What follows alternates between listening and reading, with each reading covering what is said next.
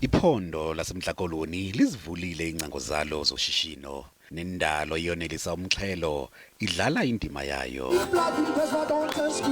kuquka nabantu.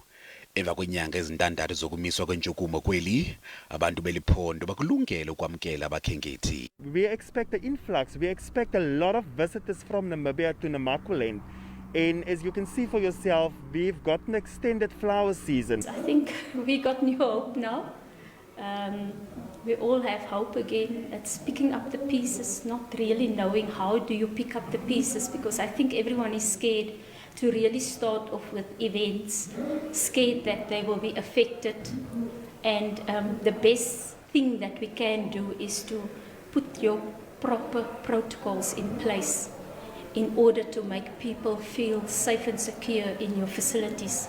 Urhulumente weliphondo uthembise ngokulixhasa ngezimali elicandelo lezokhenketho. 74%, and that is a scaring figure, indicated to us that if there isn't any increase in terms of influx of numbers and people who are going to stay in the guest houses and so, 74% indicated that they'll have to actually close down, and that to us is a scary figure.